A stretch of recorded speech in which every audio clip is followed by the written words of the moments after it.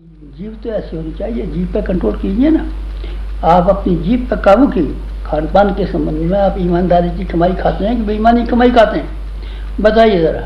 जो जीभ है आपकी, ये दूसरों को ये सलाह मशवरा देती है, ये अच्छे सलाह मशवरा देती है, गलत सलाह मशवरा देती है। जीभ से आप बहकाते हैं लोगों को कि जीभ से अच्छे रास्ते पर आते हैं। जीभ को बताइए ना, धोकर के आपने साफ कर लिया है तो ठीक है, आप जब कीजिए। हमने अपनी जीभ को धोया है, जीभ को साफ किया है। जीभ ने चमत्कार दिखाए हों, कोई साफ वरदान दिए हों तो उसको जीभ को साफ किया है। आपने संगी ऋषि का नाम सुना है ना?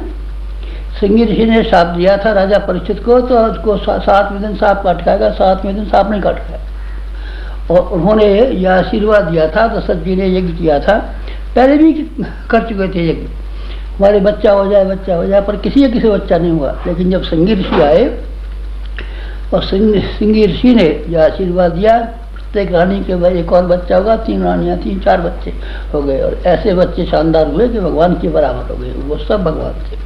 रामचंद्र जी भगवान, लक्ष्मण जी भगवान, भरत जी भगवान, शत्रुघ्न जी भगवान। भगवानों को पैदा करने की क्षमता इसकी वाणी में थी। कौन थे? संगी ऋषि थे। संगी ऋषि ने अपने खान पान के बारे में यही जाना था कि उनके आश्रम में जो पैदा होता था सब वही खाते थे, और आश्रम से बाहर बुरे लोगों की संगति में न जाने देने के लिए लोमश ऋषि ने इतना कड़ा नियंत्रण उनके ऊपर रखा था कि किसी को ये भी नहीं जान सके कौन क्या होता है। अंगुलीमाल, मैं नाम बताता हूँ आपको। अंगुलीमाल वो आदमी था जो डकैती करता था और उंगलियाँ काट करके और देवी पर चढ़ाता था। वो अंगुलीमाल था, बहुत डाकू था। भगवान जी के बुद्ध के संपर्क में आने के बाद में उसने सब छोड़ दिया, और जो कुछ भी उसके पास बचा हुआ था, प्रायश्चित में ये नहीं कि जो बचा हुआ था अपने घर वालों को, खानदान वालों को दिया हुआ और खाली हाथ बुद्ध भगवान के पास आ जाए और बुद्ध भगवान के पास जा करके कहे कि लाइए साहब, खाना खिलाइए, कपड़े पहनाइए, जूते पहनाइए, चप्पल पहनाइए, चेला बनाऊँगा आपका, पकड़ में बनाऊँ कोई, लाइए चेले का इंतजाम कीजिए। नहीं, ऐसा नहीं। बल्कि उसने न केवल अपना तन दिया, न केवल मन दिया, बल्कि धन दिया, सब जो कुछ भी था पूरे मन से भगवान को समर्पित कर दिया। अंगुलीमाल ने समर्पित कर दिया, तब वो संत हो गया। तब भगवान ने उसको अपनी गोदी में उठा लिया। तब भगवान बुद्ध ने उसको सारे इंडोनेशिया की तरफ, ये जो पूर्वी द्वीप हैं, इनमें उसको काम करने के लिए भेजा था। दूसरा बुद्ध कहलाया अंगुलीमाल, तब कहलाया जो अपने जीवन को साफ सुथरा बना लिया और डकैती करता रहता और राम नाम भी लेता रहता। बुद्ध भगवान के जैसे पीले कपड़े दूसरे शिष्य पहनते हैं वैसे ही कपड़े पहनते रहता है। तब क्या ख्याल है आपका?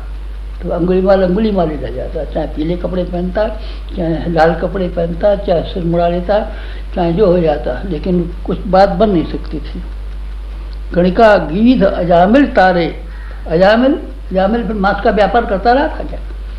जब उसने भगवान की भक्ति लेना शुरू कर दी तब उसने मांस खाया था क्या? नहीं। फिर न मांस काटा, न मांस बेचा, न मांस खाया। बना तो संत ही बन गया। संत बनना है तो संत ही बनना। सूरदास और तुलसीदास के बारे में सुनाया आपने। बिल्वमंगल की जीवन कथा आपको मालूम है? जीवन की बड़ी गंदी कथा है। बिल्वमंगल, जब उनके पिताजी का स्वर्गवास हो गया था तब लाश एक जगह पड़ी थी और वेश्या कब्र में वो लगे हुए थे, ऐसे गंदे सूरदास।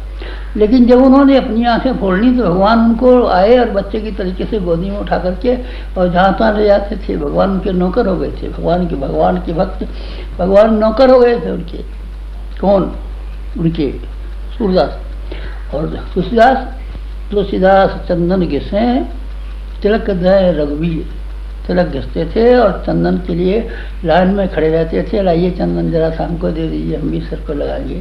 तुलसीदास जी की कृपा प्राप्त करने के लिए भगवान जी चंदन लगवाने के लिए वो खड़े हुए थे। आप नहीं बदलना चाहते, आपका ये ख्याल है कि बाहर के लोग आपका उद्धार करेंगे? अच्छा, आंखें खराब हैं आपकी, तो फिर आपको कुछ दिखाई नहीं पड़े। आपको इस संसार में एक से एक बढ़िया देखने लायक चीज़ें हैं, कहीं ताजमहल है, कहीं क्या है, कहीं बाग है, कहीं बगीचे हैं, पर आपकी आँख खराब है तो आप कोई दृश्य देखने में समर्थ नहीं हो सकते। आपके कान ठीक है कि नहीं ठीक है? नहीं साहब, कान तो हमारे बहुत दिन से खराब हो गए, तो फिर आप अब कोई व्याख्यान नहीं सुन सकेंगे। फिर आपके लिए संगीत सुनना नामुमकिन है। फिर आप किसी की कथा और प्रवचन का फायदा उठाना चाहें तो ये गलत बात है। आप अपना तो कान ठीक कीजिए ना। सुनाई नहीं पड़ता तो हम क्या करें? नहीं सुनाई पड़ता दिखाई नहीं पड़ता साहब, आप तो बस बता रहे थे कि अभी दिन है, सूरज निकल रहा है, तो सूरज तो निकल रहा है, हमको दिख रहा है, तो हमें क्यों नहीं दिखता है? आप क्या खराब है इसीलिए नहीं दिखता। और आपको अगर दिमाग खराब है तो सारी दुनिया आपको पागल मालूम पड़ेगी, आप सब दुनिया को पागल बताएंगे, ये कहेंगे ये दुनिया बड़ी पागल है, ये भी पागल है, ये भी पागल है, सब पागल दिखेंगे। अपना दिमाग सही कीजिए ना, फिर आपको कोई पागल दिखाई नहीं पड़ेगा।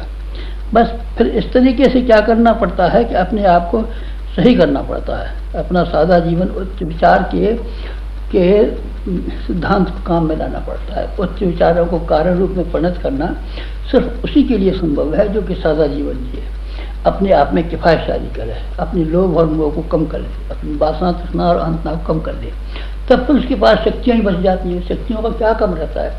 शक्तियों को आदमी का मुट्ठी भर का तो पेट है, मुट्ठी भर की जरूरत है। आदमी का तन ढकने के लिए 3 गज नहीं 10 गज कपड़ा चाहिए, सोने के लिए 4 हाथ की चारपाई चाहिए, खाने के लिए 2 मुट्ठी अनाज चाहिए। आदमी से तो और जानवर ज़्यादा खाए जाते हैं, भैंसा ज़्यादा खाया जाता है और जानवर ज़्यादा खाए जाते हैं, लेकिन वो तो आदमी की खुराक कितनी है? मुट्ठी भर है। और आदमी कितना कमा सकता है? आदमी के हाथ कितने मजबूत हैं और आदमी की 20 उंगलियाँ कैसी हैं जैसे कि सृष्टि में किसी जानवर को नहीं मिली। उसमें कमा सकता है आदमी, और उस कमाने के बाद में फिर क्या कर सकता है? फिर भगवान की गोदी में रख सकता है। भगवान की गोदी में रखने के बाद में फिर निहाल हो जाता है। आदमी बहुत कुछ कर सकता है, ऊंचे विचारों को कार्यान्वित भी कर सकता है, ऊंचे विचारों को सिखा भी सकता है, ऊंचे विचारों को कोई जीवन में ओतप्रोत भी कर सकता है। कब? जब सादा जीवन हो। सादा जीवन के मानी ये है कसा हुआ जीवन, तपा हुआ जीवन, कसा हुआ जीवन, तपा हुआ जीवन। साधना आपको भी करनी पड़ेगी, ध्यान रखिए। आप अय्याशी करते हुए, आप मालदार बनते हुए, आप मौज मजा उड़ाते हुए, आप स्वार्थी और लोभी और लालची रहते हुए अगर आप चाहें कि हम राम नाम लेकर के उद्धार की तरफ चल पड़ेंगे, आपका बिल्कुल गलत ख्याल है, 100% गलत ख्याल है। और 100% गलत ख्याल को बनाए रहेंगे तो आपको क्या मिलने वाला है? हमारे गुरु ने तो यही सिखाया और महापुरुषों के जीवनों ने हमको यही सिखाया। जितने भी महापुरुष संसार में हुए हैं उन सबके जीवन हमने पढ़े और सबको देखा, और सबने एक ही पाया कि उनमें से हर एक आदमी ने अपने आप को तपाया। आया गांधी हुए हों, आया बुद्ध हुए हों, अथवा दूसरे लोग हुए हों, तीसरे लोग हुए हों, इन सब ने अपने आप को तपाया। और तपाने के बाद में इतना खरा, इतना सही बना लिया कि जहाँ भी गए वो काम करते हुए चले गए। तलवार पर धार रखनी पड़ती, धार अगर आप तलवार पर रखेंगे नहीं तो उसको मारेंगे, किसी के खोपड़े में तलवार मारेंगे, लग जाएगी जरा सी, खून भी निकल सकता है, पर आप सिर नहीं काट सकते। सिर काटने के लिए पत्थर पर घिसना पड़ता है। This video is produced by www.awgpsouth.org www.awgp.org www.th8revolution.com www.e-gurukul.net